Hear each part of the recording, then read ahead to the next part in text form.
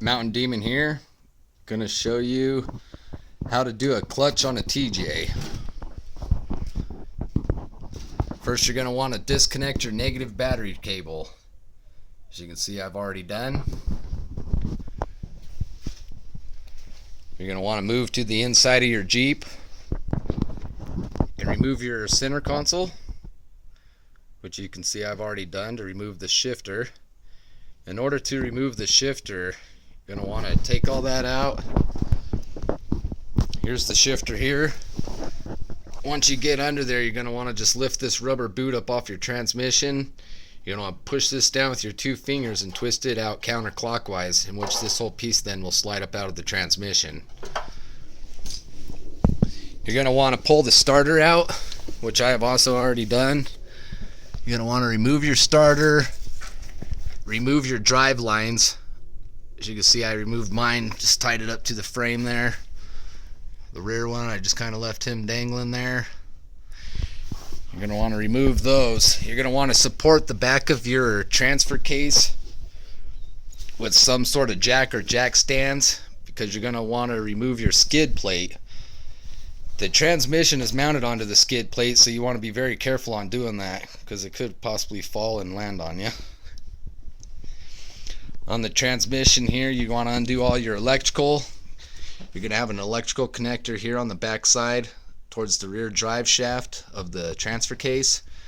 You're going to have one on the exact opposite side of the transfer case. Move forward. As you can see there's a breather tube for the transmission. You're going to want to pull that tube off.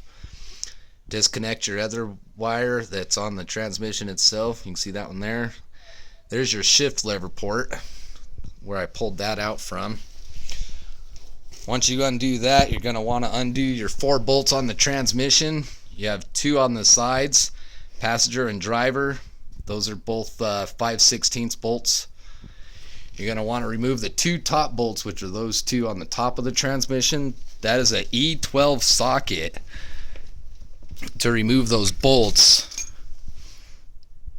you can see there's the bolt there. You're going to need special sockets to get those out.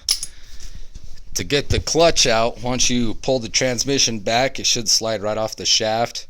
Pull it back, lower it down. Make sure you use a transmission jack like you can see I've used here.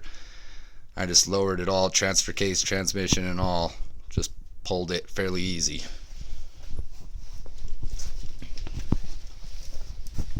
Under the Jeep, here's your flywheel.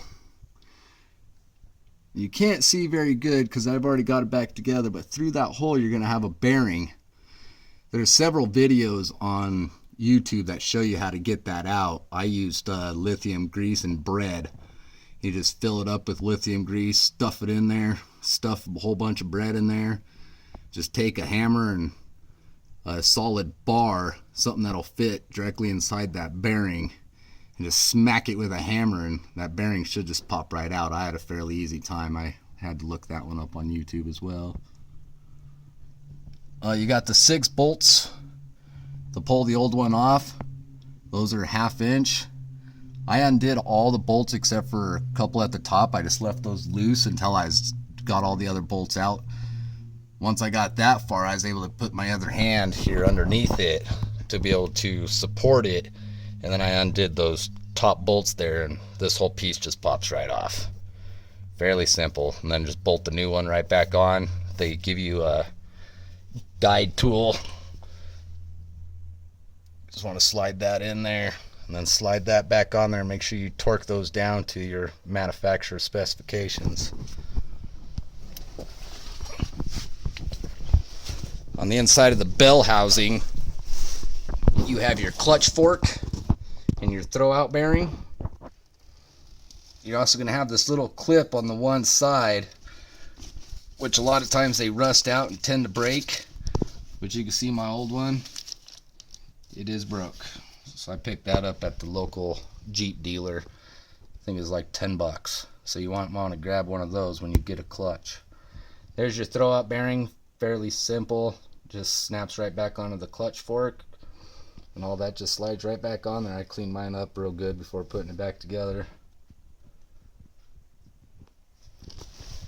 And once you get that far, we're pretty much ready to put it back in. I'll continue this video as I continue to work and continue to get this back together.